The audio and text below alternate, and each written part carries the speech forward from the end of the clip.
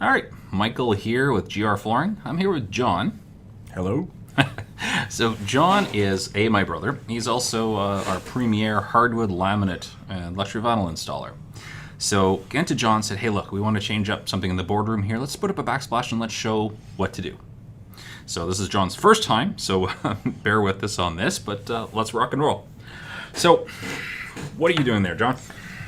First thing, it was just a matter of measuring the space to see how much I'm going to have to add. This one was two small pieces, wanted to keep the tile centered.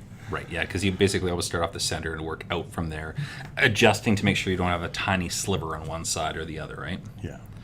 But I guess the big thing is it's sort of dry fitting to get the sizes before you start sticking her up, right? Exactly. Once we had the first one set, we knew what the sizes were going to be approximately.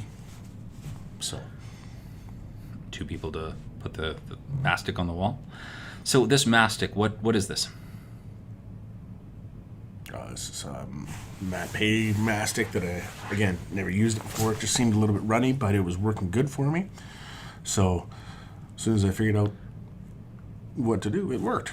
Yeah, I guess the thing with the mastic, that's what we use on the backsplash is any non-wet type area, right? We don't want to use that in a shower or anything. That's where we use the thin set. But now, what kind of working time did you have on here? I had no problems doing that, but I mean, the total time to install this backsplash was about, I think it was about 45 minutes. Interesting. Okay.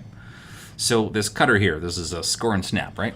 Yeah, it was a standard El Cheapo cutter, and it worked just fine, surprisingly. Yeah. And of course, those spacers in there, those are to make sure everything's all spaced out nicely and even, right? Exactly. Just keep it even, makes it look good, especially when we're using a white grout on a darker tile. Right. Yeah. I guess trying to make it look as good as we can to the outside edges there. Andy, did you have any challenges with the cutting of the tile? No, not really. The biggest thing that I found was, as long as I double scored it, this tile snapped nice and clean. Right. I guess and anything for like a glass tile, my understanding is we want to use a proper diamond blade on a wet saw, yeah. This one, even though it was polished, it went really nice. Good. And the thing is here we're using an acrylic grout, not a standard unsanded or sanded. Any pros and cons to that? Pros and cons, you don't have to mix it. So, easy to go on, easy to clean off. You just have less working time. Yeah, I guess because with the standard stuff, you pretty much have almost unlimited, right? Whereas with this stuff here, it's a little bit more particular. And you do have to wash it a lot more than you do the standard one too, right? It's not so much that you have to wash it more, but you have to wash it a lot sooner than anything else.